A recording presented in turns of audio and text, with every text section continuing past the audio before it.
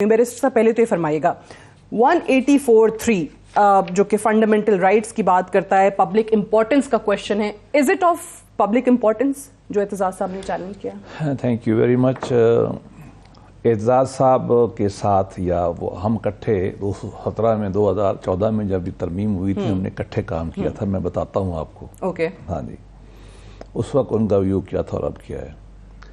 پہلی بات تو یہ کہ پاکستان کے آئین میں ایک دفعہ 184(3) جس کے تحت وہ عام طور پر براہ راست جسٹکشن لیتے ہیں اور فیصلے کرتے ہیں.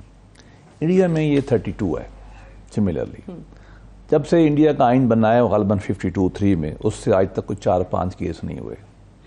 ہمارے یہاں جو ہے کورٹس وہ شراب کی بوتل سے لے کر جو خاتون سے برآمد ہو یا نہ ہو ایلیگیشن سے لے کر اور پتہ نہیں نیوکلیئر بم تک اور پتہ نہیں جنگ تک جو بھی معاملات ہیں وہ اس کے اندر لیتے ہیں. میری تو اس پہ بڑی کنسیڈرڈ اوپینین ہے. میں نے بارہ لکھا ہے کہا ہے کہ یہ مس یوز آف پاور ہے. بالکل نہیں ہونا چاہیے. اس پہ آپ ہائی کورٹ کی جو ہے سب سے بڑی بات تو یہ کہ اس کی اپیل نہیں ہے.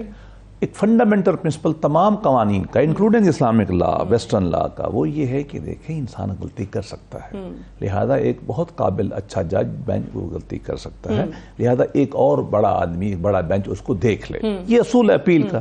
ہم تو عام طور پہ 2 اپیلوں کے لیے کہتے ہیں، یہ تو ایک بھی اس میں نہیں ہے.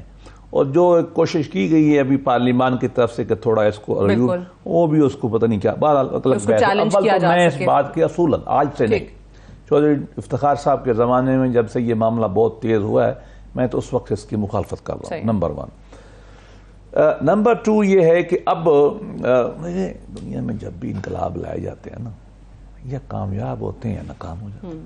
جب انقلاب ناکام ہوتے ہیں تو یہ باتیں پھر خوشی سے قبول کرنی چاہیے. وہ ہم جب طالب علم تھے نا، اسٹوڈنٹ لیڈر تھے، تو ہمیں ایک شعر یاد کرایا گیا تھا.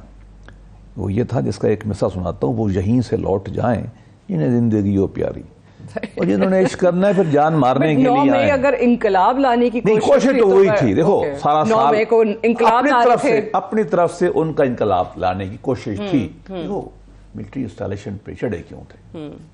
دیکھو ہمیں ماننا چاہیے، ان کو کہنا چاہیے کہ جی ہماری کوشش تھی، ہم ناکام ہو گئے، بری بات کیا. ان کا پلان تو یہی تھا نا کہ شاید ہم اس طرح سے چڑھائی کریں گے تو یہ پیچھے ہٹ جائیں گے. پیچھے نہیں، مولانا کا مراد تھا کہ انقلاب کی شکل تھی. وہ نہیں ہوا تو اب ذرا ہمت کریں گے. رونے کی کیا بات ہے، تاریخوں میں ہوتا رہتا ہے. وہ میں آج آپ کی وساطت سے نا، ان کو ایران کی بہت بڑے شہر ہے نظیری، غالباً وہ ہندوستان میں ہی آ کے رہے بڑا عرصہ. ان کا بڑا اچھا مصرع ہے کہ کسے کہ کشت نہ شد از قبیلہ ماں نیست. جو عشق کی راہ میں مارا نہیں جاتا نا، وہ ہمارے قبیلے میں سے نہیں ہے. اگر آپ نے انقلاب لے کے چلے تھے تو چلو یار ہمت کرو، ہونے کی کیا بات ہے. ٹھیک ہے. وہ ظاہر وہ باقی قانون پہ بعد میں اس پہ آتے. پہلے تو میں کہہ رہا ہوں کیونکہ پورا پروگرام آج ہم نے ڈیڈیکیٹ اس چیز پہ کیا ہے تو سٹیپ بائی سٹیپ لے کر چلتے ہیں. لگتا ہے کوئی چیز سے لکھا ہوا ہے.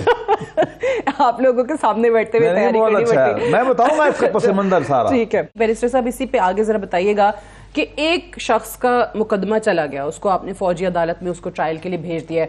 اب اس کو وکیل کرنے کا حق ہے نہیں ہے، اس کے خلاف فیصلہ آ جاتا ہے تو وہ کہاں پر اپیل کر سکتا ہے، اپنے ڈیفینس میں وہ وہاں پر کیا کیا چیزیں جو ہے پریزنٹ کر سکتا ہے یہ. اور ساتھ ہی آپ نے پہلے ذکر کیا تھا کہ یہی فوجی عدالتیں اعتزاز صاحب پہلے حق میں تھے. سو وہ کیا ماجرا تھا؟ آپ نے کہا تھا کہ وہ ان کا آرگومنٹ بڑا فرق ہوتا تھا اس ٹائم پہ. یہ بہت ساری چیزیں مکس ہو گئی ہیں اس ڈیبیٹ پوری میں اس کو الگ کرنا چاہتا ہوں.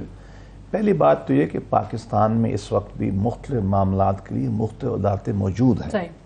ایک میاں بیوی کا جھگڑا ہوتا ہے تو ہم کرمنل کورٹ میں نہیں جاتے، اس کے لیے ہم نے فیملی کورٹ بنائی ہوئی ہے. سول ڈسپیوٹ ہوتا ہے تو ہم سول کورٹ میں جاتے ہیں. زمین کا لین دین ہم ریونیو کورٹ میں جاتے ہیں. عام مقدمہ ہوتا ہے تو ہم فوجداری کورٹ میں جاتے ہیں. اسی اصول کے تحت 1967 سے 1967 سے لے کر آج تک وہ آفینسز جو فوج سے منسلک ہیں ان کے لیے الگ عدالتیں ہیں. وہ کورٹ مارشل کراتی ہیں. ملٹری کورٹ ہمیں نہیں کہنا چاہیے. میں اب بتاتا ہوں وہ کیوں ہے.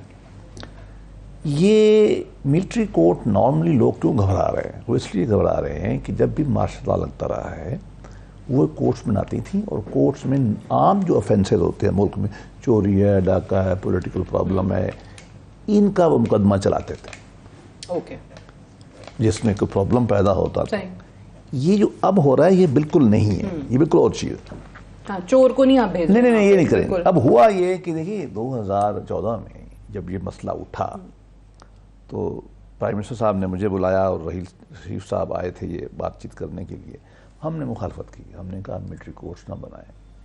لیکن جب فیصلہ ہو گیا فائنل میٹنگ, چودھری اعزاز صاحب کا خیال یہ تھا, اچھا ہم فرق کیا کر رہے تھے, ہم یہ کر رہے تھے کہ جو پہلے افینسز ہیں وہ صرف 2 طرح کے ہیں, بڑے مائنر سے افینسز ہیں, تھوڑے سے, جن کا پرانے قوانین کے تحت ملٹری کورٹ میں یا مارشل لاء میں ٹرائل ہوگا.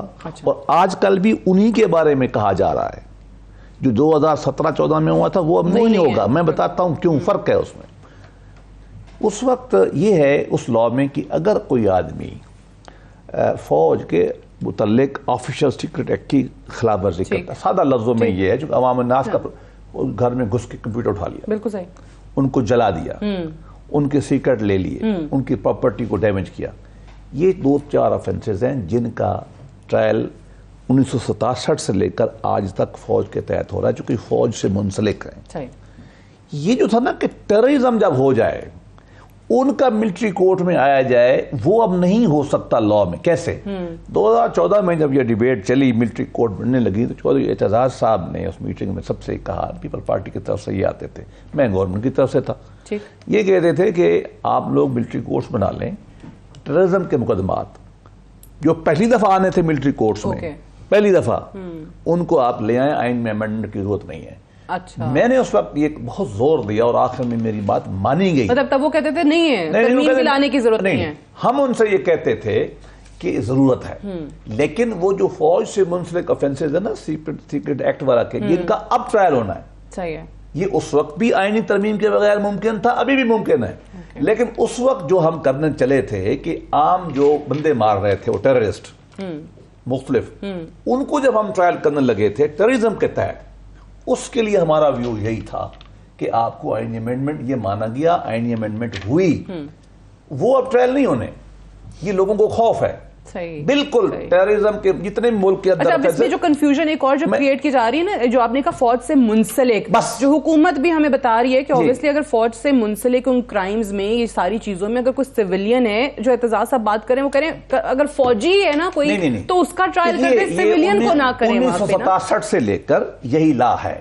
اس کے زمانے میں پیپلز پارٹی کی حکومتیں آئی, ہماری حکومت بھی آئی, پی ٹی آئی کی حکومت بھی آئی. اور اگلی بات بتاؤں, اس لا میں جو اب مطلب لگنا چاہتا ہے خاص حالات میں, ناٹ دا ملٹری کورٹ کہ وہ ٹیررزم کو ٹرائی کرے, وہ نہیں ہوگا.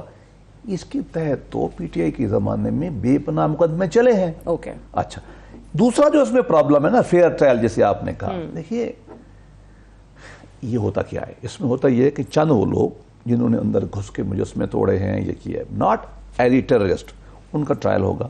ٹرائل میں ہوتا یہ ہے کہ آپ کو, میں نے بہت ٹرائل کیے ہیں یہ, اور ہم نے جیتے بھی ہیں, اس میں ہوتا یہ ہے کہ آپ کو وکیل کا رائٹ دیا جاتا ہے. یہی میں پوچھنا چاہتا ہوں, قانون شہادت آرڈر جو ہے نا, جو ہمارا جو قانون ہے جو گواہی لاتا ہے, اس کے پریمبل میں لکھا ہے کہ it shall extend to court martial. وہاں ہو گیا. اس کے اندر پہلی جو رائٹ آف اپیل ہے وہ اپنی فوج کے اندر ہے, ان کے اندر.